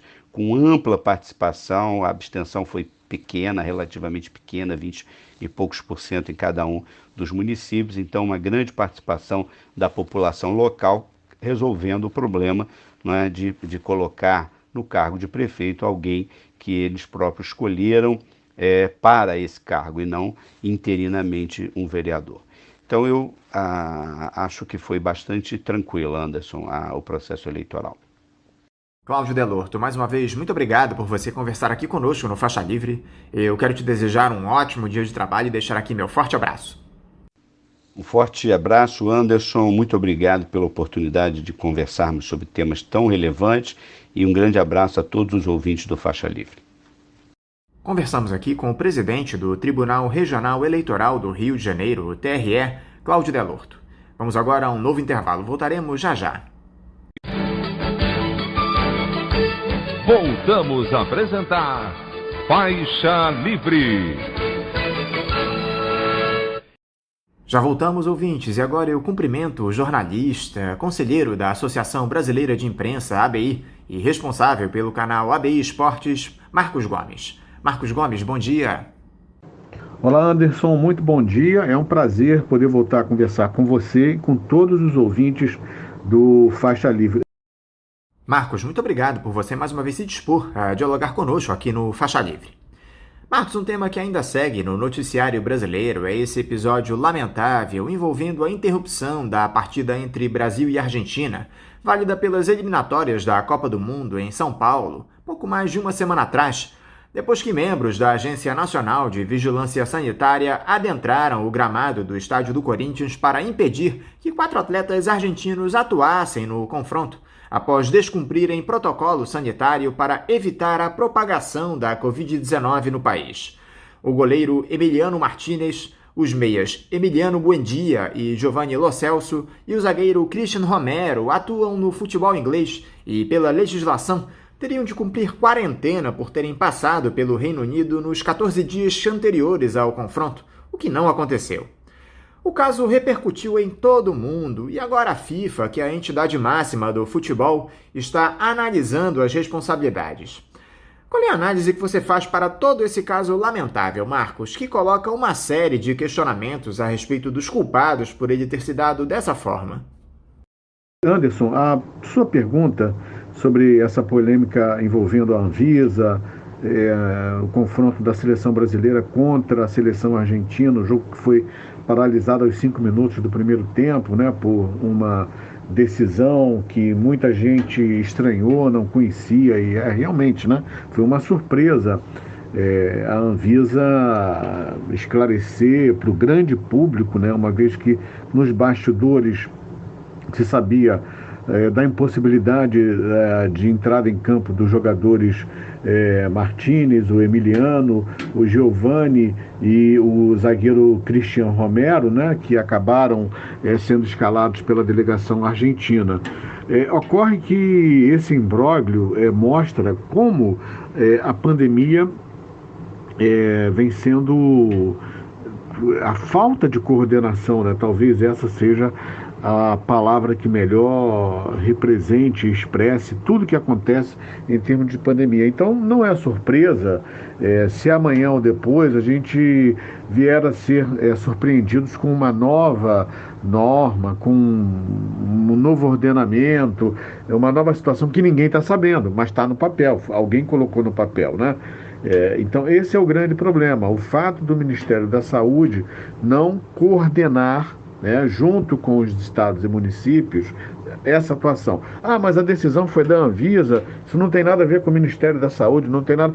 Tem tudo a ver sim, porque se você tem desde o início dessa pandemia, o presidente Jair Bolsonaro jogando contra todas as regras de afastamento, jogou contra a compra de vacina. Então, isso o que nós estamos assistindo agora são os detalhes de uma ação, né, de um governo que não deu a menor atenção ao problema da pandemia no Brasil.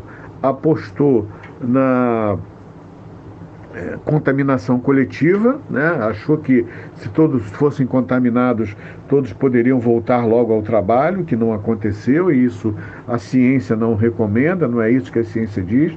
A ciência recomenda a vacina, a ciência recomenda o isolamento social, a ciência recomenda o uso de máscara, e a gente vê no presidente que ele não faz nada disso, ele promove a aglomeração, ele não usa máscara, entendeu? E isso reflete, né, em outros segmentos, como estamos vendo agora também no esporte. As informações que nós temos foi que a Anvisa procurou avisar, orientar, alertar, né, toda a delegação da seleção argentina. Houve falha também, Anderson, da própria CBF, a Confederação Brasileira de Futebol, e da Conmebol. Por quê? Se fosse prevalecer as normas, né, da famigerada Copa América, que não deveria ter acontecido no Brasil, caberia, né, ao gabinete do presidente da República a emissão de uma autorização específica para que esses jogadores entrassem e pudessem jogar no Brasil. Mas era um fim de semana, não acharam um ministro da área competente, enfim, houve bateção de cabeça mais uma vez, mas tudo leva a crer que tanto CBF quanto a Conmebol apostaram na realização da partida. Então, todo o mérito para o corpo funcional da Anvisa, que ignorou, né, completamente qualquer pressão vinda de A, B ou C, de cima, de governo, e fez prevalecer a norma, a regra, né? Jogador vindo da Inglaterra, ou qualquer pessoa que desembarque no Brasil vindo da Inglaterra, tem que cumprir a quarentena de 14 dias, é o que diz a norma da Anvisa, e isso foi cumprido. É uma vergonha realmente que aconteceu, bola rolando, não deveria ter acontecido daquela forma, mas aconteceu. O saldo positivo disso tudo é que o serviço público que a Anvisa nos oferece prevaleceu, né? Isso para a gente é muito bom, é muito importante saber que ainda existem alguns órgãos funcionando, embora a gente saiba que isso não é uma característica de todas as agências públicas, né? Como a gente observa aí no serviço de transporte, como a gente observa em outros serviços de aviação, enfim, nada funciona. Telefonia, então, é um problema, né? Eles fazem o que querem, né? Então, a Anvisa, pelo menos, marcou um gol nessa decisão. O que eu mais me questiono até hoje, Marcos, é por que deixaram esse jogo ser iniciado. A Anvisa já tinha conhecimento do caso desde o dia anterior, pelo menos. Os fiscais da agência não poderiam ter atuado preventivamente para manter os atletas no hotel em que estavam concentrados. Você não acha que pode ter havido interferência de cima, na intenção de que a partida fosse iniciada e paralisada na sequência, para produzir essa imagem vexatória? Não podemos esquecer que o presidente Jair Bolsonaro considera a TV Globo, que transmitiu o confronto, e a Argentina como opositores.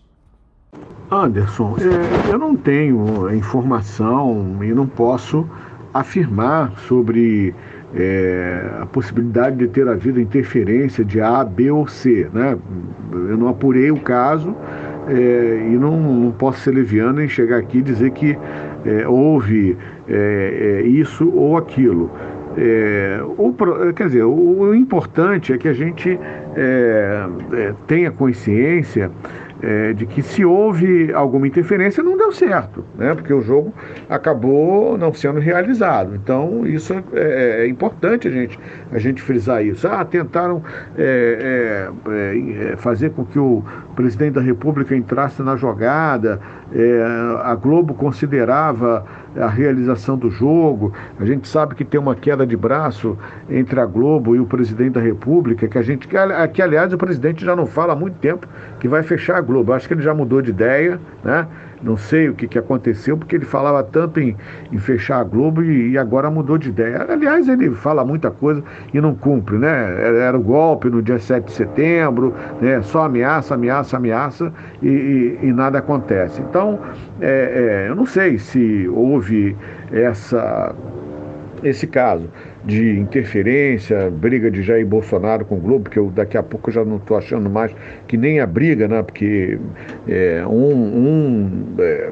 tá lá, a Globo não critica, né, a economia do governo Jair Bolsonaro, dá lá uns pitacos só na política, coisa e tal, mas a economia, a crítica nenhuma, né? A inflação chegando a 2 dígitos, um descalabro total, quase 600 mil mortes por conta da Covid no país, essas coisas todas. Mas a economia, não. A economia, com Paulo Guedes, ninguém mexe, né? O Paulo Guedes ninguém mexe, né? Ninguém critica, está tudo certo. Parece que a gente está vivendo aqui uma situação muito favorável, né, do ponto de vista da economia. Isso a Globo não fala, isso a Globo não critica. Então Anderson, eu sinceramente não posso afirmar se houve interferência, mas analisando, né, todo esse caso, analisando essa situação, a tentativa de interferir pela realização do jogo acabou não acontecendo, né? A Anvisa foi lá e disse: olha, gente, tem 4 jogadores argentinos que não poderiam estar no Brasil, eles não poderiam estar aqui, até porque não fizeram a quarentena, burlaram uma norma da Anvisa. Então eles não podem jogar, não vão jogar. Ah, mas a gente não pode tirar os jogadores, eles já estão escalados e a Argentina não vai voltar a campo. Então tudo bem, foi uma decisão da seleção argentina de não voltar a campo. Agora, o que a FIFA vai fazer? Vai punir a Argentina?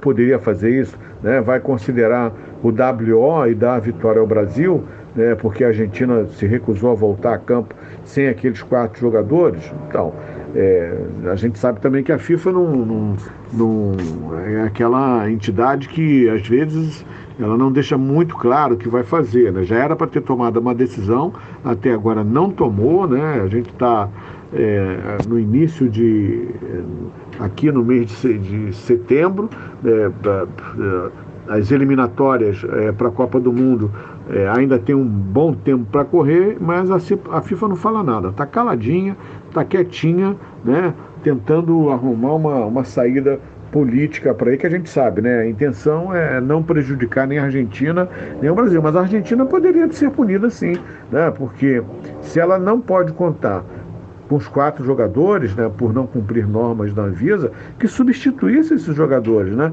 Existe uma delegação, o elenco tem quase 20 atletas, ela poderia muito bem ter substituído os jogadores. Preferiu não fazê-lo, preferiu ir embora, né?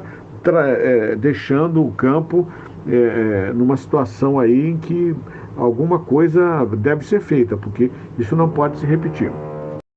E como é que o mundo observa esse tipo de episódio, Marcos? O Brasil é o segundo país com mais mortes pela Covid-19 em todo o planeta. Mais de 580 mil pessoas foram a óbito e as autoridades batem cabeça na fiscalização ao cumprimento das medidas sanitárias por uma delegação esportiva em uma das competições mais importantes do calendário do futebol. Eu acho que nem na várzea acontece uma situação como essa, Marcos. Anderson, você me pergunta como o mundo vê esse episódio, né? Eu tô rindo aqui porque é triste, né?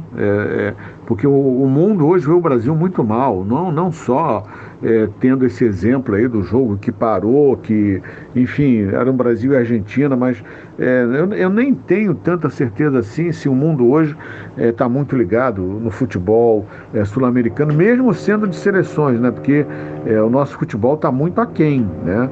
Tanto na Argentina quanto no Brasil, está muito aquém em relação ao futebol europeu, principalmente em relação às seleções, né? A França está jogando melhor do que o Brasil e a Argentina. Você vê uma seleção espanhola desenvolvendo também um bom trabalho, com Bélgica, Holanda, enfim, Alemanha voltando. Na Alemanha, nosso pesadelo de 7-1, enfim, não está fácil. A vida para o futebol brasileiro não está fácil, e a vida também para as seleções sul-americanas não está nada fácil na comparação com o futebol na área mais desenvolvida, né, que é o futebol europeu atualmente. Mas o mundo, sim, está muito assustado, está muito preocupado com o que está acontecendo aqui no nosso país, né? Você vê manchetes de jornais importantes, como nos Estados Unidos e na Europa, enfim, todo dia uma preocupação grande com relação ao futuro do Brasil, a nossa democracia. O Brasil, que era nos últimos governos, né, Lula, Dilma, era um país querido em todo o mundo, né, pelo seu crescimento econômico e social, pelo fato do Brasil ter conseguido tirar 30 milhões de pessoas da linha de pobreza. Tudo isso era visto com um sentido muito importante, né, de que o Brasil estava melhorando a condição do seu povo, né? E não é o que acontece agora. O Brasil destrói a floresta amazônica, o Brasil não assume compromissos com a pandemia, né? O segundo país no mundo, né, que tem aí o maior número de mortes, né? Desdenha do relacionamento com a China, por exemplo, briga com todo mundo, é um salseiro danado isso aqui. Então, o Brasil hoje é visto com muita tristeza, né? Eu converso com alguns colegas que foram fazer trabalhos fora ou estão fora fazendo trabalhos, e eles apontam isso, né? Que o Brasil hoje é visto com muita preocupação, né? Porque nós temos um presidente que não respeita normas e que está destruindo mesmo esse país como projeto político, né, que ele abraçou, né, essa causa de destruir as universidades, destruir a nossa indústria, né? O Brasil nunca teve passando por um período como esse, onde só os banqueiros ganham, só os mais ricos ganham, né, acentuando ainda mais a pobreza. O Brasil voltou a registrar casos de fome. Isso, pelo amor de Deus, não tem comparação. Então, nós estamos vivendo uma situação que não é exemplificada só pelo futebol, o fato do Brasil e Argentina não ter acontecido. Não, nós somos resultado de uma política nefasta, né, de um governo que já disse claramente, né, que quer derrubar tudo, acabar com as instituições, e em parte ele está conseguindo, né, até aqui, né, por todas as situações complicadas que ele já vem desenvolvendo. Ele não sofre impeachment, não é afastado, né? O Procurador-Geral da República não apresenta nenhuma denúncia contra o governo. Arthur Lira, presidente da Câmara, está sentado em cima de mais de 100 pedidos de impeachment contra o presidente Jair Bolsonaro, e nada acontece. Muito difícil. A mobilização talvez, né, a mobilização popular talvez possa dar uma resposta para isso, mas muito difícil, a não ser que algo de diferente aconteça, mais gente nas ruas, nas mobilizações, mas não, a tendência é que ele fique até o final e que talvez não dispute a eleição, né, porque ele sabe que não ganha, né, de Lula nem de ninguém, não ganha de ninguém.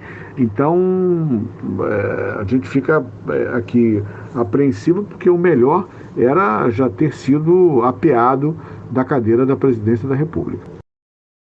Ainda falando sobre essa questão da pandemia envolvendo o futebol, Marcos, a Prefeitura do Rio tomou uma iniciativa que provocou enorme polêmica. O prefeito Eduardo Paes e a Secretaria Municipal de Saúde atenderam a um pedido do Flamengo e liberaram, em caráter de testes, a realização de 3 jogos do clube com a presença de público no estádio do Maracanã. De acordo com o que ficou estabelecido pelo protocolo apresentado, o jogo contra o Grêmio amanhã, válido pela Copa do Brasil, poderá receber 24.783 torcedores, cerca de 35% da capacidade total do Maracanã. No segundo duelo, que será contra o mesmo adversário, dessa vez pelo Campeonato Brasileiro, no dia 19, a capacidade aumentará para 40%, enquanto a partida contra o Barcelona do Equador pela Libertadores poderá receber 35.035 torcedores, aproximadamente 50% do que comporta o estádio. É evidente que isso causou uma enorme grita, especialmente pelo fato de o Rio de Janeiro ser o epicentro dessa variante Delta do coronavírus, que fez com que o número de infecções e mortes voltasse a subir. Antes de falarmos sobre o aspecto esportivo dessa volta do público aos estádios aqui no município, Marcos, você não acha que há um total deslocamento da realidade das autoridades da prefeitura, autorizando aglomerações com o gráfico de óbitos em trajetória ascendente no Rio? Bom, sobre a volta do público aos estádios no Rio de Janeiro, a gente tem aí uma outra complicação. Por quê? A pandemia não recomenda, nesse momento, que haja aglomeração, né? que as pessoas não se reúnam. Nós estamos vendo, as praias estão lotadas, os shoppings estão funcionando normalmente, o serviço de transporte lotado, né? Acentuando ainda mais uma crise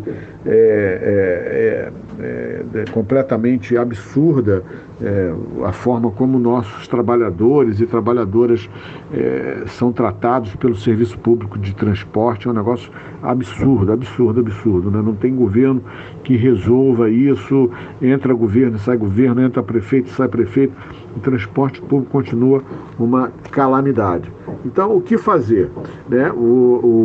A Eurocopa foi jogada recentemente, com o público, né? E a gente viu gente sem máscara, estádios lotados, mas vimos também situações de jogos em que os estádios não estavam lotados. Então, é inevitável, vai voltar. Agora, não vai voltar nas condições em que a ciência, né, considera exata, quando todo mundo tivesse vacinado. Não vai ser assim, né? A vacinação está andando, está caminhando, mas daquele jeito, né? Nós não temos a vacina, não produzimos a vacina própria brasileira, temos que comprar insumos no exterior, e isso é um problema. Então, como você vai manter uma atividade econômica importante, como é o futebol, alheio a público, né? Não dá. Vai chegar uma hora em que isso vai ter que ser resolvido. Só para você ter uma ideia, Anderson, são 19 cidades brasileiras que têm clubes na primeira divisão, time de futebol na primeira divisão do Campeonato Brasileiro. É impossível as 19 cidades voltarem ao mesmo tempo, né? Porque uma vai estar lidando com a pandemia ao seu jeito, ao seu modo. Então, a curva numa cidade é diferente da curva de outra cidade. O Rio, por exemplo, né, que tem casos, né, elevados na variante Delta, não deveria voltar, na minha opinião. Mas a decisão foi tomada, o prefeito autorizou a volta do público aos estádios. Eu, por exemplo, não vou. Enquanto essa situação não melhorar ainda mais, mas fica da consciência de cada um, né? Eles vão exigir que a pessoa tenha tomado 2 doses de vacina, vão exigir o PCR, coisa e tal, mas mesmo com esse grau de exigência, por exemplo, eu estou fora, não vou, enquanto a gente não tiver 70%, 80% da população brasileira vacinada, eu não pretendo participar de aglomeração. Agora, essa é a minha posição pessoal. Não posso obrigar também de que quem já tomou as 2 doses da vacina, né, quem vai fazer o PCR e der negativo, se quiser ir ao estádio, tudo bem, eu não vou condenar ninguém por isso, mas a gente sabe que nós só chegamos até aqui com essas quase 600 mil mortes por conta de um governo que é responsável por tudo isso que está acontecendo. O governo federal, o senhor Jair Messias Bolsonaro, não comprou a vacina no momento adequado, desdenhou da vacina, promoveu aglomerações, enfim, fez tudo ao contrário do que manda a ciência, né? Não, enfim, fez questão de nos trazer até aqui. Agora, infelizmente, nós vamos ver, sim, as pessoas voltando aos estádios, como já está acontecendo. O Cruzeiro de Belo Horizonte já fez 2 jogos lá em Minas, com a presença de público, né, embora pequeno, no estádio, mas isso é inevitável. A gente vai ter que saber lidar com isso e tomara que as pessoas se cuidem, né, não ofereçam mais chances de propagação do vírus. Mas eu digo, não é uma decisão fácil, o clube precisa de receita, né, para continuar. O clube não, os clubes, todos eles, né, precisam desse dinheiro da bilheteria, mas a gente precisa também reconhecer que a volta aos estádios agora não deveria acontecer. Agora, assim como também aglomeração em shopping. Mas como é que você faz? Vai mandar as pessoas embora? Vão ficar em casa sem receber? Mais uma vez eu digo, o governo não se preparou para situações como essa. Marcos Gomes, mais uma vez, muito obrigado por você estar aqui conosco no Faixa Livre. Eu quero te desejar um ótimo dia de trabalho e também deixar aqui o meu abraço. Anderson, tá aí, né? Eu espero que vocês tenham gostado. Agradeço aí mais uma vez o convite de participação no Faixa Livre. Deixar um grande abraço também para minha amiga Celeste Sintra. Estarei sempre à disposição de vocês aqui na ABI, a nossa Associação Brasileira de Imprensa. Valeu, Anderson. Eu fico por aqui. Marcos Gomes, um forte abraço. Conversamos aqui com o jornalista, conselheiro da Associação Brasileira de Imprensa, ABI, e responsável pelo canal ABI Esportes, Marcos Gomes. E vamos encerrando a edição de hoje do Faixa Livre, convidando todos vocês para amanhã, a partir das 8 da manhã, estarem novamente aqui ligadinhos em mais uma edição do Faixa Livre. Um abraço a todos vocês e até amanhã!